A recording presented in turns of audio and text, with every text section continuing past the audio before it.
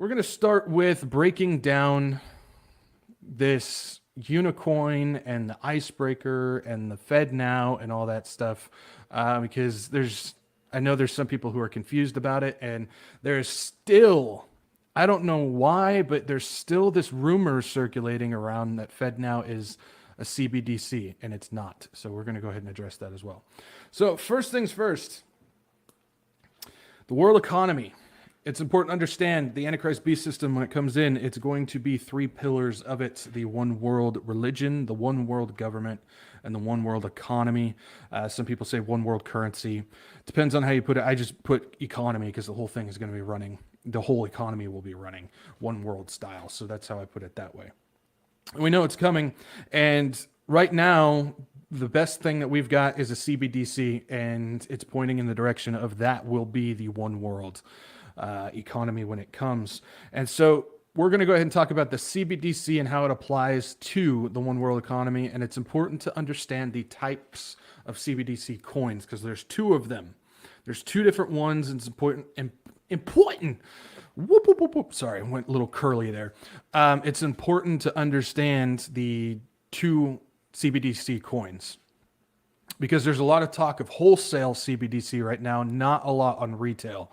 And so it's important to understand the difference. So wholesale CBDC is the reserve coin held by central banks. So what we have right now is we have reserve currency that sits in the central banks that backs the retail dollars, coins, however you put it. So the CBDC will work the same way. Central banks will hold wholesale coins, and it will back the retail. So the reserve coin backs all retail coins. So they have to hold it to keep this coin circulating for us to use. So then we've got retail CBDC, or retail coins, which is a coin held by financial institutions, which is your bank or your credit union out there. So that's the banks that we use, not the central bank, but the smaller ones, and us. So it's what we hold in our wallets and we transfer between the banks and us. And then the coin is also held in our bank accounts and used for spending. So that's like the cash that we have in our wallets or your debit, credit card, whatever that is held in your bank account. That is the retail CBDC. So that's the stuff that we get. So you've got wholesale that the central banks hold that back the retail, which is the stuff that our banks and us that we hold and use for spending. That is the two different types of coins for CBDC, and it's basically the same system that we have running now all over the world. That's how it works. So it's important to understand those because there's a lot of talk about CBDC, but right now, mainly what's being worked on is the wholesale stuff that the central banks will hold. Now, countries are developing retail coins right now. They are doing that. Some have already put them out. Nigeria's got them out. I think it's Sweden or Switzerland. One of them has got theirs out as well. China's got theirs out. There's pretty much all these countries are working on their over 110, 111. I believe that's what the World Bank announced.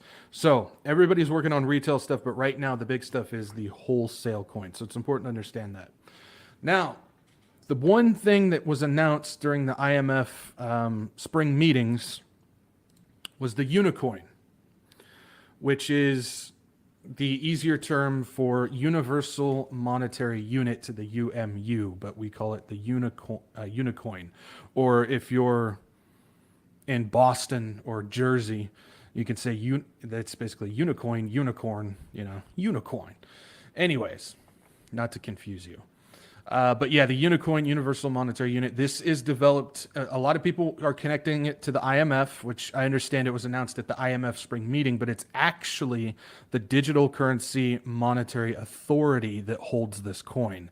Now, this is a collection of central bankers and government officials and stuff that are a part of the DCMA, but it's actually their coin. And then what this is going to do is that Unicoin is going to be put into the central banks. So this is that reserve coin that's going to go into the central banks, and that's going to hold, they're going to hold that, and that is going to be the wholesale reserve central bank digital currency. So that is your one world reserve wholesale CBDC.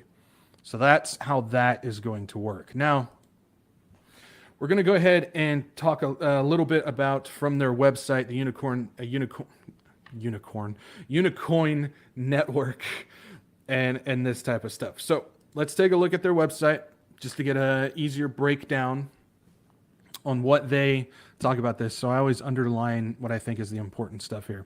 So on the Unicoin network, it says the Unicoin network can support all asset and liability ledgers to enable full service digital banking and financial services with a monetization framework. So basically this is building the ledger and the network digital banking system. So this is basically, they're building a digital version of what all these central banks already have for fiat currency. That's what this is creating. And then it says central banks can deploy a resilient CBDC monetary system adopting the Unicoin Network Crypto 2.0 protocol. So basically they're getting it set up, and then the central banks can sign up and apply to join that network, creating a global digital reserve system. So that's how that will work as far as the network. Now, as far as the universal monetary units, universal monetary unit or Unicoin can be adopted as an official currency for settling trade payments and as a central bank cash reserve currency. So just like we were talking about with the wholesale central banks, to mitigate against seasonal and systemic local currency depreciation. Hang on to that. We're going to talk about that in a second. So local currency depreciation. Hang on to that. And then also down at the bottom says, where's it at? Central banks can enter into a bilateral agreement with the universal monetary unit, Unicoin, if they prefer to hold Unicoin on their CBDC ledger. So basically that's just saying you can take this coin and use it as your reserve if you sign up with the DCMA. But the systemic local currency depreciation, hang on to that. Because right now what we're witnessing is exactly that with the dollar. And this is something that we knew was coming. I've talked all about this before. We're not going to rehash all of that. But in 2009, 2008, 2007, that crash, that financial situation, that was the starting point for the controlled depreciation, the controlled demonetization of the dollar. And what that is going to do is that's going to raise up this currency. So when we're watching all these bank failures, when we're watching the value of the dollar drop, we see a lot of people pulling out of using the dollar for petro and trade and all this stuff. Argentina even has ran out of dollars. They're pretty much out over there.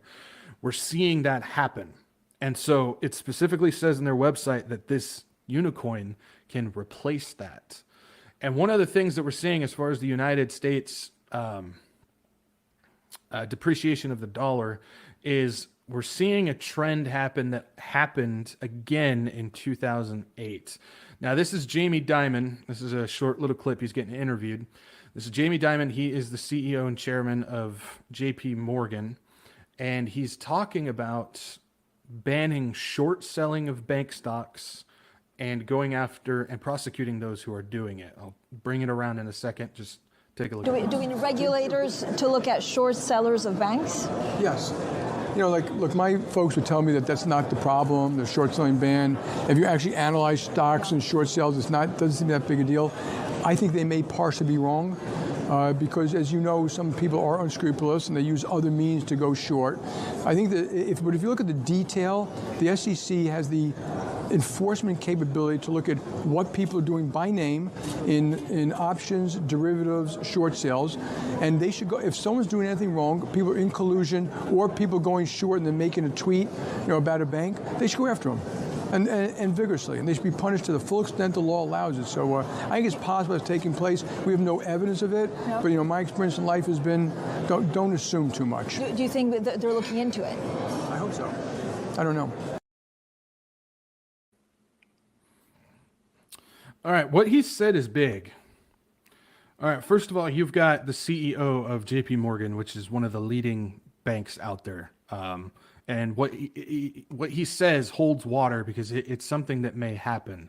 And so if you guys don't know, shorting stocks or short selling or something like that, I am not going to get into a huge old thing about this, but just to put it as simple as possible, is you're betting, in this case, you're betting against the banks. You're betting against bank stocks. You are betting that the bank will fail.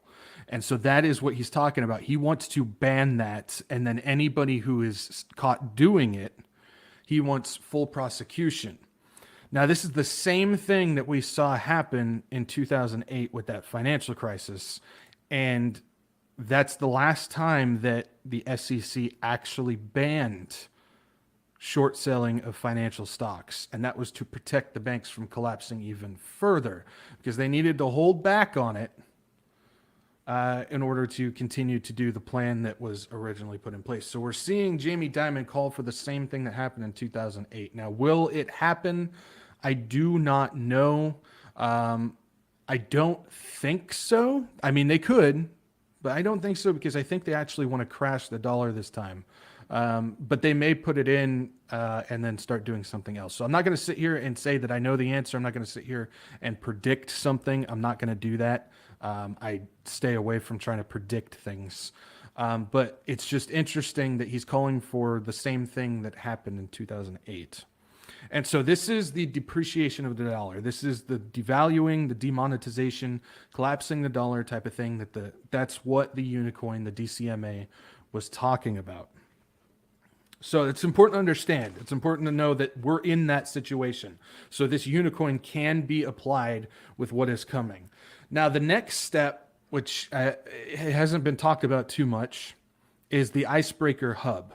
The Icebreaker Hub, which is a cross-border, which means country to country, retail CBDC payment system. So this is for if you want to buy something in another country. That's what this is for.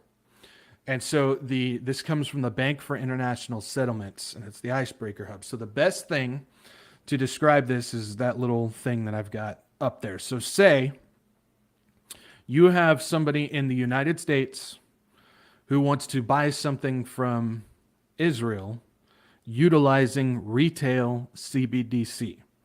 Well, how this Icebreaker Hub would work is that CBDC from America, if it cannot just go directly to Israel, the Icebreaker Hub will find another intermediary CBDC that it will trade with. So to make this simple, if the American coin cannot be traded directly to Israel, it will find some other coin that it will trade with, and then that country's coin will then trade with Israel.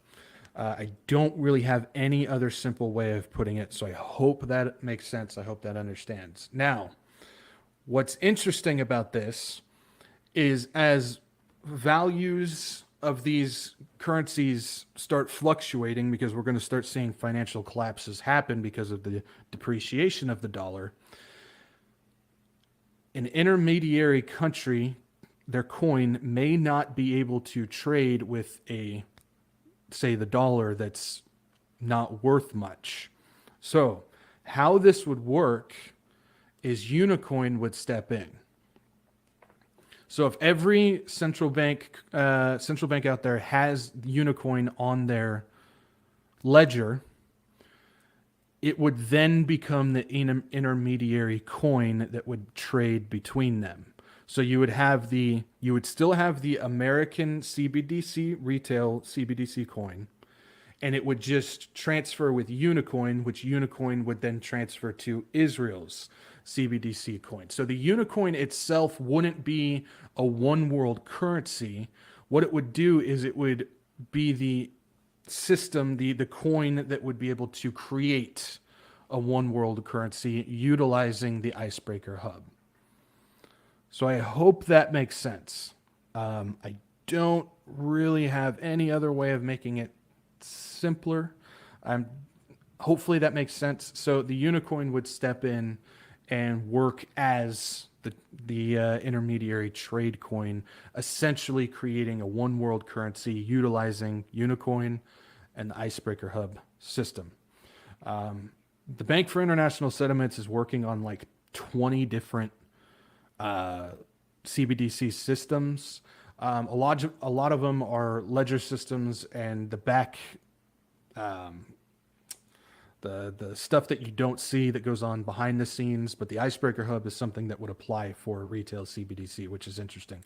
So all these countries would still have their own CBDCs, but with the Unicoin and Icebreaker, it would then create a one world economy, and that would match what we know is in Revelation as far as a one world economy. So that's important to understand. Now, before the US can bring in a retail CBDC, we can't, with our system now, we can't do it.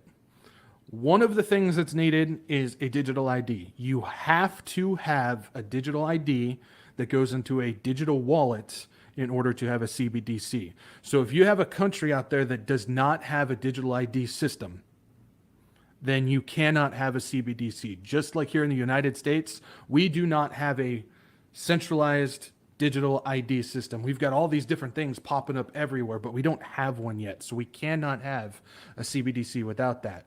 And the other thing that we need to have is an instant payment transfer system. That is what FedNow is. Now, again, because I really want people to understand this, I see it in comments all the time. People are saying, US has a CBDC coming in July. No, we do not. As of now, we do not. FedNow is not a CBDC. It is an instant payment transfer system. This is basically an operating system for a CBDC when it comes. Now, when it implements in July, it'll work for the system that we have now. It's going to replace things like ACH transfers and whatnot. Or, you know how like if you try to deposit a check on a holiday, you have to wait until after the holiday and stuff for it to clear. Well, this system is going to get rid of all that. It's going to cut through that, and it's going to be instant. So if you want to pay your mortgage bill, you press the button and it's instant. They've got the money and it's right out of your account instantly. You can do it on holidays, 24/7, 365. It doesn't matter what time of day it is. It's going to be instant. That's what this thing is. And it's for U.S. banks and financial institutions. There's multiple banks and systems that are signing up for this thing, that it's going to be, again, instant payment transfer system.